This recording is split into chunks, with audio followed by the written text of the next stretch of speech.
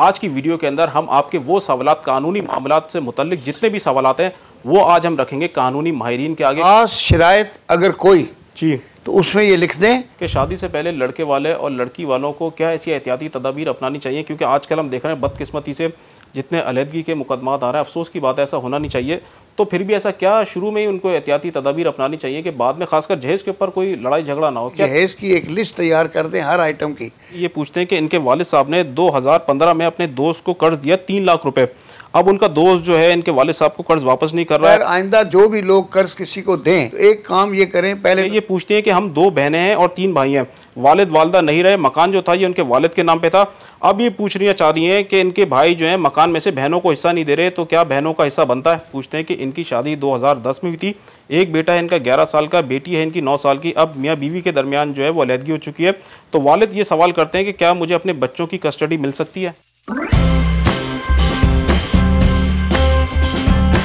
अस्सलाम वालेकुम, live with Mz में आप लोगों को खुशामदीद कहता हूं। आज की वीडियो बहुत ही ज़्यादा इंटरेस्टिंग और मालूमाती वीडियो होने वाली है। इस वीडियो को एंड तक ज़रूर देखिएगा, क्योंकि आज की वीडियो के अंदर हम आपके वो सवालात, कानूनी मामलात से मुतल्लिक जितने भी सवालात हैं वो आज हम रखेंगे कानूनी माहिरीन के आगे। क्योंकि हमने ये देखा है कि जितने भी सोशल साइट्स के ऊपर आप लोग जो इस तरीके से पोस्ट करते हैं, जो कानूनी मसाइल आप लोगों को होते हैं, वहाँ पे जब आप लोग ये पोस्ट करते हैं तो जाहिर सी बात है नॉन प्रोफेशनल लोग वहाँ पर होते हैं, जिसके बायस आपको सही जवाब नहीं मिल पाता। तो वही सारे सवालात जो है आज हम कानूनी माहिरीन के आगे रखने वाले हैं। इसकी मिसाल बिल्कुल वैसी है, जब कोई शख्स बीमार होता है तो वो सिर्फ और सिर्फ डॉक्टर के पास जाता है, उसी की राय लेता है, हर किसी की आम बंदे की राय नहीं लेता। आप किसी भी आम बंदे से अपनी बीमारी के बारे में पूछेंगे तो जाहिर सी बात है वो अपने एक्सपीरियंस के हिसाब से ही वो आपको जवाब देगा। इसीलिए हमने सोचा है कि आज आपके जितने भी वो सवालात हैं, जो आपको कानूनी मसाइल आपको दरपेश हैं, वो सारे के सारे मसाइल जो हैं आज हम रखने जा रहे हैं सीनियर कानूनदान साबिक justice Sindh high court barrister Khwaja Naveed Ahmed के साथ। ख्वाजा साहब, सबसे पहले तो आपका बहुत बहुत शुक्रिया, आपने हमारे इस प्रोग्राम के लिए वक्त निकाला और लोगों के सवालों के जवाब देने के लिए आप यहाँ पर मौजूद हैं। कैसे हैं आप? बहुत शुक्रिया, यू आर वेलकम। अच्छा ख्वाजा साहब, सबसे पहले जो हमारे पास सवाल आया, सोशल साइट से सवाल हैं ज़्यादातर जो हमने लिए हैं,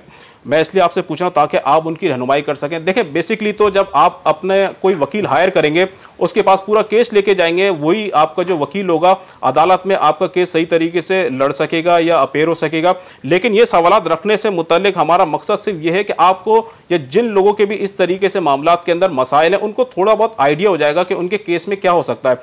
तो वही सवालात आज मैं ख्वाजा साहब के सामने रखूंगा। ख्वाजा साहब, पहला सवाल जो हमारे पास आया है वो ये है, ये एक साहब पूछते हैं कि इनकी दिसंबर में शादी होने वाली है और इनका कहना यह है कि लड़की वालों से कोई भी जहेज नहीं ले रहे। अब इनको खदशा ये कि खुदा ना खास्ता इनकी शादी अगर नहीं चलती और बाद में लड़की वाले इनके ऊपर किसी भी किस्म का एलिगेशन लगाते हैं या इनके ऊपर मुकदमा कर देते हैं कि हमने तुम्हें फलां जहेज दिया, इतनी मालियत का जहेज दिया है, तो इस चीज़ से कैसे बचा जाए, क्योंकि ये जहेज नहीं ले रहे, इनका ये कहना है।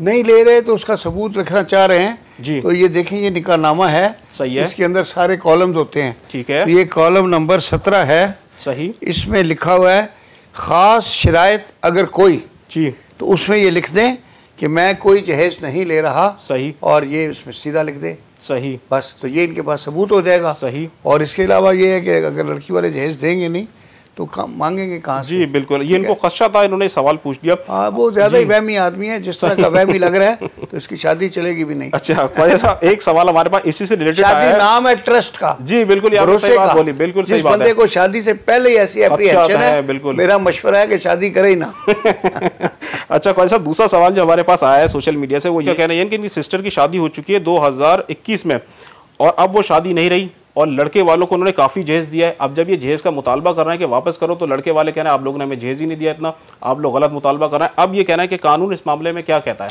देखिए, सूट फॉर मेंटेनेंस और रिकवरी ऑफ डावरी आर्टिकल्स, सही, फैमिली कोर्ट में दाखिल होता है। ये सिविल जज साहब होते हैं, सही, उनके पास आप दाखिल अपने वकील की मार्फत करेंगे और आपके पास जो भी सबूत हैं, आजकल के लोगों के पास वीडियो भी होती है जहेज की, फोटोएं भी होती हैं, और वो यहाँ तक के कैमरे हर एक के पास है, मोबाइल, पूरा जहेज लाता हुआ भी। अभी एक लड़की आई थी, बाकायदा उसने दिया कि 16 कार्टन्स वो बुक कर रहे हैं, उसमें सही, ये डाले में डाल रहे थे, पूरी वीडियो बनी हुई है।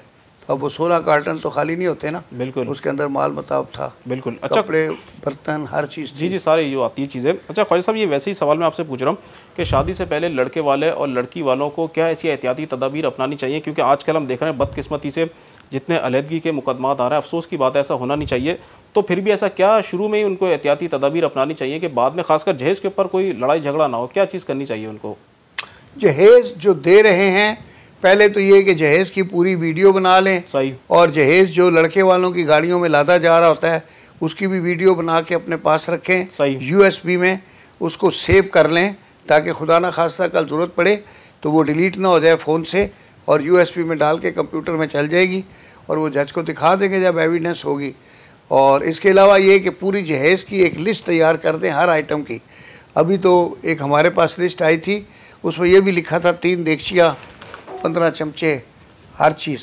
तो लिस्ट बना के उस पर साइन करवा रहे लड़के वालों से, नीचे 2 गवाहों के दस्तखत डाल दें, ज़रूरी है। सही, ताकि कल जब रिकवरी ऑफ डावरी आर्टिकल्स का सूट फाइल हो तो उसमें वो। अच्छा ख्वाजा साहब, ये जो लिस्ट की आपने बात करी है, सादे पेपर पे बना लें या किसी आम सफेद नहीं, सादा कागज, तो ये एक्सेप्टेबल होता है, माना जाता है? बिल्कुल बिल्कुल, रसीद है ना। सही। अच्छा ख्वाजा साहब, इससे अगला सवाल हमारे पास ये है कि ये पूछते हैं कि इनके वालिद साहब ने 2015 में अपने दोस्त को कर्ज दिया 3 लाख रुपए। अब उनका दोस्त जो है इनके वालिद साहब को कर्ज वापस नहीं कर रहा है। इनका ये भी साथ में कहना है कि हमारे पास कोई प्रूफ नहीं है, ना हमने किसी बंदे के सामने दिया था, ना कोई हमने लिखत पढ़त की थी, ना कोई डॉक्यूमेंटेशन है, लेकिन हमने 3 लाख रुपए कर्ज दिया है। हम कैसे ही साबित करें या किस तरीके से अपना कर्ज जो है वापस ले सकते हैं? देखिए, अब ये तो बहुत बड़ी बेवकूफ़ी इन्होंने कर दी, कोई सबूत भी नहीं लिया और उसको दे दिया, अब वो वापस नहीं कर रहा। खैर, आइंदा जो भी लोग कर्ज किसी को दें और उस वक्त आप दे देते हैं, भाई इनकी ज़रूरत हो जाएगी तो सवाब मिल जाएगा आपको। अब अगर आप दे रहे हैं तो एक काम ये करें, पहले तो लिखा पढ़ी कर लें, और दूसरा उस आदमी से आप चेक ले लें उतने ही अमाउंट का। मसलन आप 1.5 लाख रुपया दे रहे हैं, आप उसे कहें जी 1.5 लाख रुपए का चेक दे दें, इस पर तारीख नहीं डालें। जब आप हमें बताएंगे कि आपके पास 1.5 लाख का इंतज़ाम हो गया है, हम ये बैंक में चेक जमा करा देंगे। अगर चेक मिसाल के तौर पे वो नहीं देता पैसे, तो चेक डिसऑनर हो जाएगा और उसकी आप FIR करा दें, ये जेल चला जाएगा। इसके लवाहिकीन आपको पैसे दे देंगे, या फिर खुद ही अंदर से मैसेज भेजेगा कि मेरे पैसे दे दो, मेरी सुलह करा दो। ठीक है। अच्छा ख्वाजा साहब, अगला सवाल हमारे पास ये साहब पूछते हैं कि ये अपनी गाड़ी बेचने जा रहे हैं। अब ये पूछ रहे हैं कि मैं क्या मुझे डॉक्यूमेंट चाहिए होंगे सामने वाली पार्टी से, क्या डॉक्यूमेंट्स में लेकर रखूं? गाड़ी बेच रहा हूं तो क्या एहतियाती बेच रहे हैं तो सबसे पहले तो उनसे वो लेकर रखे डिलीवरी लेटर जो है कि गाड़ी आपने उनको दे दी है। बाकी जो अपने पैसे वैसे हैं वो ले लें, ट्रांसफ़र लेटर पे आपने साइन करना है। और कई लोग तो ये एहतियात करते हैं, एक हमारे जज साहब थे, अभी फौत हो गए हैं, हाल ही में फौत हुए हैं। उन्होंने एक बड़ी पुरानी, उनके पास मॉरिस कार होती थी उस ज़माने में, उन्होंने जिस आदमी को बेची, उन्होंने कहा कि भाई बात यह है, ये गाड़ी मेरे घर में खड़ी रहेगी, पहले आप ये ट्रांसफ़र लेटर लेके जाएं और अपने नाम पे ट्रांसफ़र करवा के लाएं। जब लाएंगे तो फिर मैं आपको गाड़ी की डिलीवरी दूंगा। क्योंकि बात यह है कि आजकल इतने जराइम हैं, आपने किसी को गाड़ी दी और उसने अपने नाम ट्रांसफ़र नहीं कराई, वो आपके नाम पे चलती रहेगी। कल कोई बम ब्लास्ट हो जाए, आपको उठा के ले जाएंगे, या कोई अगवा बराए तावान हो जाए, आपके ऊपर केस बन जाएगा। तो अपने आप को महफूज रखने के लिए पहले उनसे लेटर पे साइन करवाएं कि आपने उनको डिलीवरी दे दी है, टाइम मेंशन, एक रकम कितने में करें, सब चीजें करें। जी। और फिर आप कह रहे हैं कि रकम का जो भी दोनों पार्टियों में बातचीत तय हो जाए, गाड़ी जब तक हैंड ओवर ना करें, जब तक सामने वाली पार्टी जो अपने नाम करा के ना लेकर आ जाए, ट्रांसफर करवा के ले। सही भाई, ख्वाजा साहब ने बहुत अच्छी बात बताई आप लोगों को। भाई ये सामने वाली पार्टी को भी माइंड नहीं करना चाहिए, क्योंकि जाहिर सी बात है आपकी गाड़ी भी हो सकता है कि आगे ओपन लेटर पे चल रही हो। तो ये चीज अगर हम शुरू करें कि गाड़ी का पोजेशन हम लोग जब तक ना दें, जब तक सामने वाली पार्टी जो है गाड़ी अपने नाम करा के ना लेके आए, ये ख्वाजा साहब की बहुत अच्छी बात मुझे लगी। अच्छा ख्वाजा साहब, अगला सवाल हमारे पास ये पूछते हैं कि हम 2 बहनें हैं और 3 भाई हैं, वालिद वालदा नहीं रहे, मकान जो था ये उनके वालिद के नाम पे था। अब ये पूछ रही हैं कि इनके भाई जो हैं मकान में से बहनों को हिस्सा नहीं दे रहे, तो क्या बहनों का हिस्सा बनता है? बिल्कुल बिल्कुल 100% बनता है। सूरत उन-निसा में लिखा है कुरान में, और वही हमारा मोहम्मदन लॉ है, उसके अंदर भी लिखा है, हमारे कोर्टों में मोहम्मदन लॉ ही चलता है। तो उसमें जो बहनें हैं उनको बाकायदा हिस्सा मिलेगा, और उसके लिए इनको सूट फॉर एडमिनिस्ट्रेशन दाखिल करना है। अगर 6 करोड़ रुपए से कम की जायदाद है तो सेशन जज के पास दाखिल होगा, और अगर 6 करोड़ से ऊपर की जायदाद है तो हाई कोर्ट में दाखिल होगा। और मॉनेटरी जुरिडिक्शन हाई कोर्ट की अब 6 करोड़ तक ऊपर बढ़ गई है। सही। तो 6 करोड़ से ऊपर है तो यहाँ दाखिल करें, 6 करोड़ से नीचे है तो सेशन कोर्ट में दाखिल करें। 100% आपको हिस्सा सेशन जज साहब या हाई कोर्ट के जज साहब दिलाएंगे। ठीक है। अच्छा ख्वाजा साहब, लास्ट सवाल हमारे पास ये पूछते हैं कि इनकी शादी 2010 में हुई थी, एक बेटा है इनका 11 साल का, बेटी है इनकी 9 साल की। अब मियाँ बीवी के दरमियान जो है वो अलहदगी हो चुकी है, तो वालिद ये सवाल करते हैं कि क्या मुझे अपने बच्चों की कस्टडी मिल सकती है? इसमें यह है कि गार्डियन एंड वार्ड्स एक्ट है हमारे पास, और इसमें सुन्नी लॉ में 7 साल का तक का बेटा और 11 साल तक की बेटी, माँ के पास राइट ऑफ हिजानत है, as a matter of right उनके पास रह सकती है, unless mother is disqualified for some reason. Disqualification दो ही हैं मेन।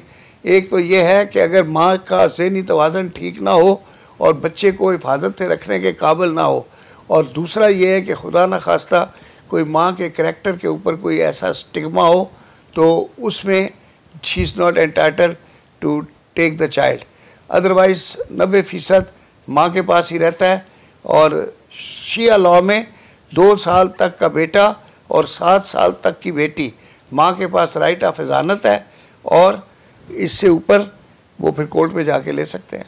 ठीक है ख्वाजा साहब, आपका बहुत बहुत शुक्रिया। आपने हमारे प्रोग्राम के लिए अपना कीमती वक्त निकाला और लोगों के सवाल देके मेरी भी और लोगों की भी कानूनी मामलात में रहनुमाई की। आपका बहुत बहुत शुक्रिया। बहुत शुक्रिया, you are welcome. Thank you sir, thank you so much. भाई अगर ये वीडियो आप लोगों को पसंद आए तो वीडियो को लाइक शेयर करना ना भूलिएगा, और जो लोग हमारे चैनल पर नए हैं अभी इसी वक्त इसको सब्सक्राइब कर लें। हमारा जो चैनल है फेसबुक और इंस्टाग्राम पर भी सेम नाम से, आप लोग चाहें तो हमें वहाँ पर भी फॉलो कर सकते हैं। तो इंशाल्लाह जिंदगी रही फिर आप लोगों से अगली वीडियो में मुलाकात होगी।